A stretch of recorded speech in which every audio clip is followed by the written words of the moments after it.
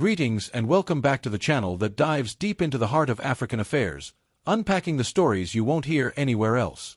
If this is your first time here, make sure to hit that subscribe button and turn on the notification bell so you never miss our powerful takes on leadership, legacy, and the future of our continent.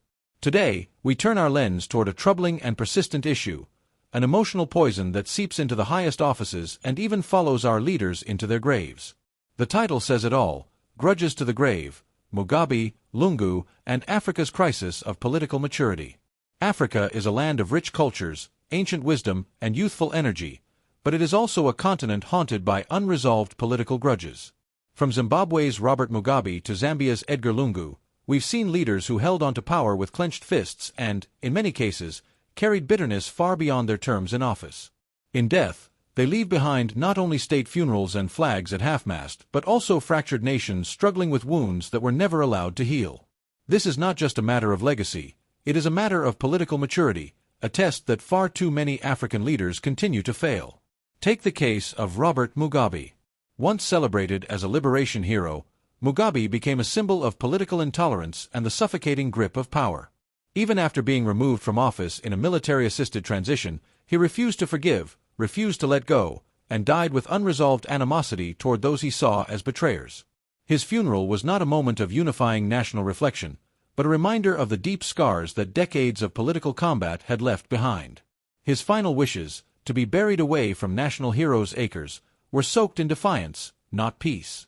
Fast forward to Zambia, and we're witnessing a similar pattern unfold with the passing of former President Edgar Lungu.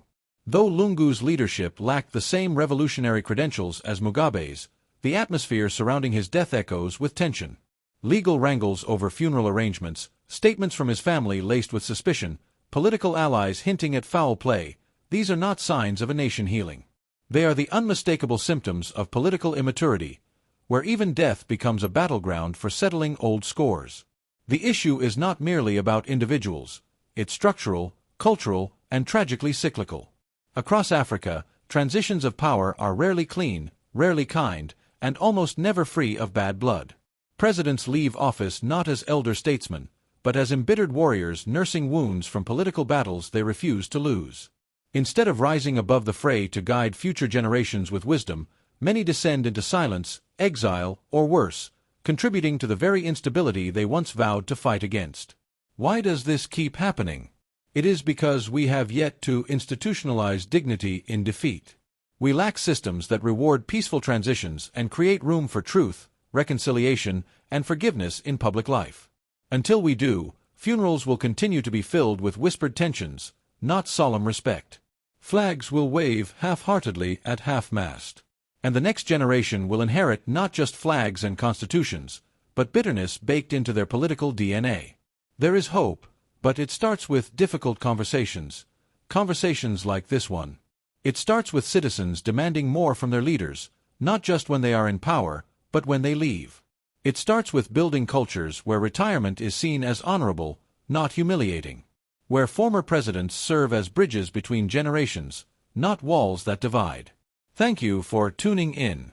If you found this eye-opening or thought-provoking, please like, comment, and subscribe to our channel for more powerful discussions that dig beneath the headlines. Drop your thoughts below. How can Africa rise above the politics of grudges? What must change? We want to hear from you. Until next time, stay bold, stay aware, and stay ready for the Africa we all deserve.